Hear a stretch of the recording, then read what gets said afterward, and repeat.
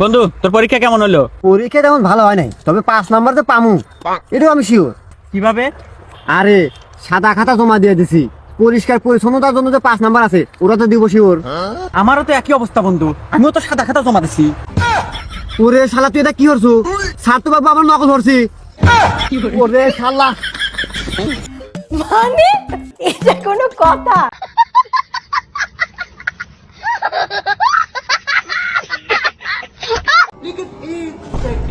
Sir টয়লেটে যাবো। যা ঠিক আছে, তাড়াতাড়ি আসিস।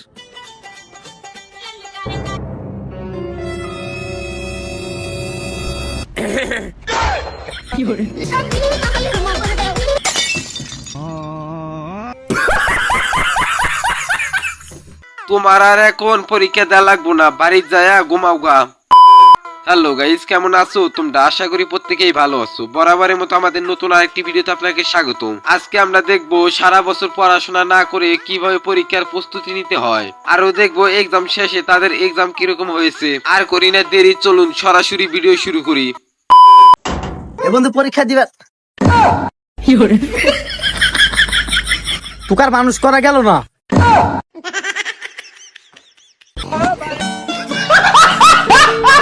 এটা কোনো কথা?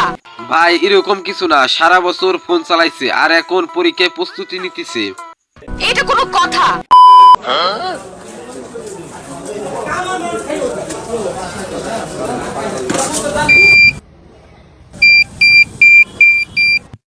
এই নকল টকল আছে নাকি? নাই স্যার, নাই। এই নকল নাই, দাঁড়া।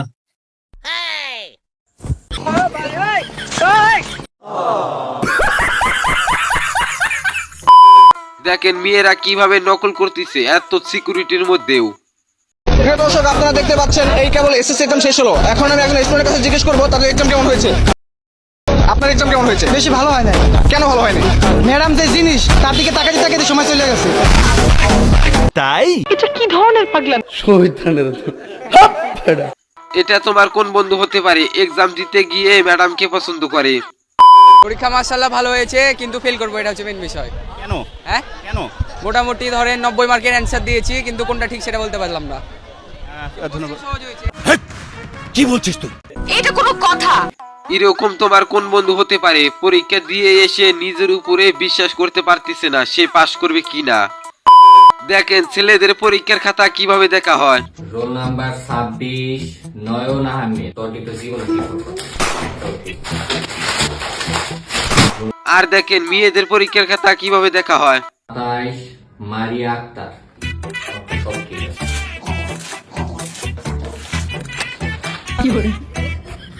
এটা কোনো কথা? এজন্যই তো বলি ছেলেরা এত ফেল করে কেন। নিঃসন্দেহে তুই ঠিক কথা বলেছিস।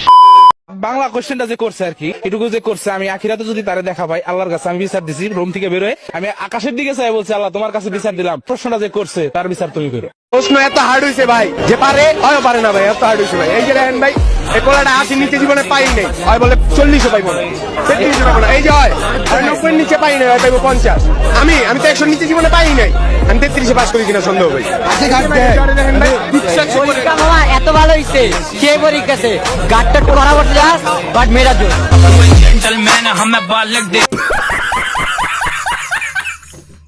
ভাই 100 নিচে কোনোদিন পায় নাই, আর এখন সে পাশ করতে পারবে কিনা তাও সন্দেহ।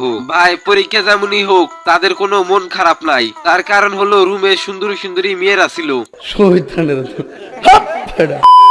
আমার বন্ধু যখন সারাদিন ফোন চালিয়ে পড়তে বসে তখন বন্ধুর কি অবস্থা হয় দেখুন।